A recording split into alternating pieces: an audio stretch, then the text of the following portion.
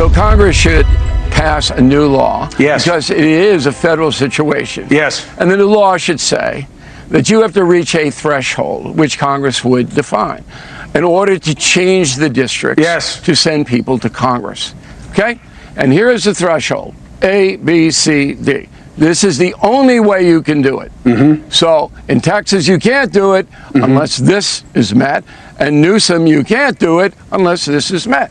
Is that hard? No, it's easy. Is it? And they should do. That's interesting. So he's not proposing an independent council. He's proposing certain statutes that say how partisan your gerrymandering can be. I assume A, B, C, and D would be related to like packing and cracking, like just like making sure that the distribution of people in each political party is relatively like reasonable. Is that what he's trying to say? What? They should take their power back, and they should, on the federal level, review all of the congressional districts in this country, because the reason you have 93+%. Along what guidelines, though?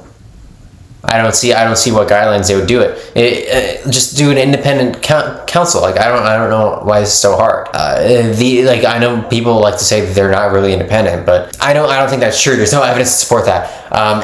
And if you're gonna make it all just up to Congress, then you have to have some kind of regulation that they have to follow. Because Congress can also be partisan. So like, what are you doing here? You're just turning it into a partisan thing where Congress can deny gerrymandering for some states and then like uphold absurd gerrymandering for other states. So that's a horrible idea.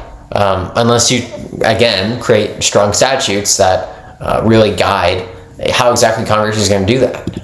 Retention of incumbents when they're under 30% job approval is because the districts are all rigged. And that's why you can't do anything but fight against extremists in primaries. I want an honest election, but the real reason incumbents get elected every 2 years is money. And once you get in there, you can raise 10 times more money than any challenger can raise. And that's the real reason. But it is a reason. Just like money the matters. Situation. Money matters. Harder to change because you have it being embraced as the supreme law of the land as speech.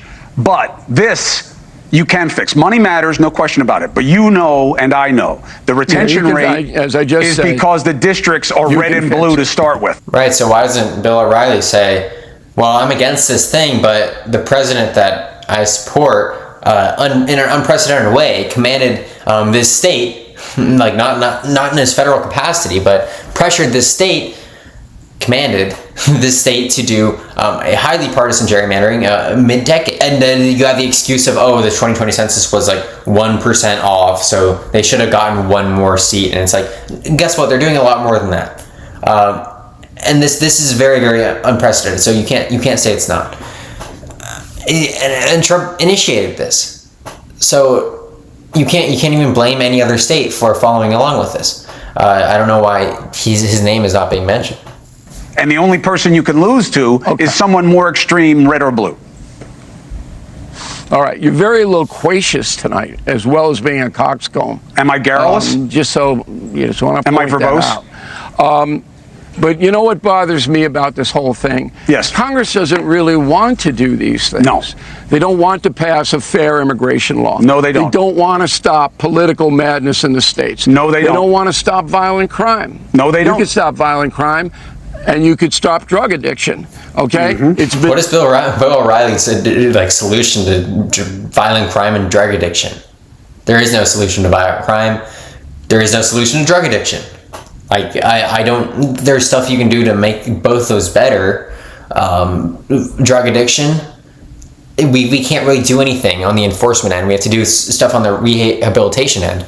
And for crime, yes, the solutions to crime are very, very progressive. All the good ones, they're all progressive. They have nothing to do with reactions to crime, like in police forces, a little bit, but it's about sentencing law. It's about, well, sentencing law is a different story, but it's about socioeconomic factors, really. Cultural factors play a little bit of a part, but the huge divide that exists right now demonstrably is because of socioeconomic factors. So I don't know what Bill O'Reilly's plan is. Like, what law can Congress pass to solve any of that? He's putting all these things in a package when really the only thing Congress can solve right now is gerrymandering. I don't know why they haven't solved it. And Bill O'Reilly also doesn't know why. Done. I did my thesis at Harvard on how Singapore wiped out the entire narcotics industry in the whole country. Now, we can't do that because we have due process here, but you can emulate countries that have wiped it out. And the Congress doesn't care. And that bothers me more than anything, that we elect people who sincerely do not. What did they do? Like, they're dealing with a different geography, a different demographic. Like we have Mexico and China, kind of, not to sound like right wing, but they do play a factor in supplying us with drugs, and most of these drugs are financed by Americans, of course, illegally. So how do you ban something that's already illegal? I don't understand. All the drug, like, do you want to do another war on drugs? Like, didn't we already try that? Like, get harder on marijuana, like make it even more illegal, or stop all processes to legalize it? Care about improving the welfare for the American people. What they care about is retaining their power. Yes. All right. Using division to get them in a favorable light to the progressive nuts like them or the right-wing kooks like them. And it just drives me nuts because it's so apparent. Listen, and I don't know if the situation is ever going to change. I don't know if it will. I believe that it will, and I'm going to end the segment on this because you have never said anything that makes more sense than the last 35 seconds of this segment. I may run it every time I'm supposed to have you on. I don't know if that's a compliment coming from a poltroon. That might be true, because Bill O'Reilly's said some pretty stupid stuff on this program, News Nation, especially about Russia. He's horrible in Russia. He doesn't know anything there. But that's pretty good. I would like him to be more specific. Like, how do you eliminate crime in one bill? Is everyone in Congress just stupid? Like, what's your solution here? Besides like a radical left progressive agenda that would actually eliminate a lot of crime, right? Radical left relative to Bill O'Reilly.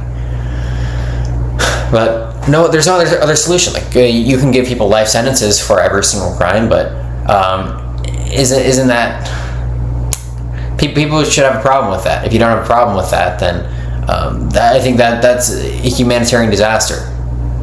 Mass incarceration is not something that a civil society should endeavor to base its criminal efforts around, to base its like safety around, especially when a lot of the facilities themselves have lots of human rights and violence problems, like isolated even there. So it's just not a good idea.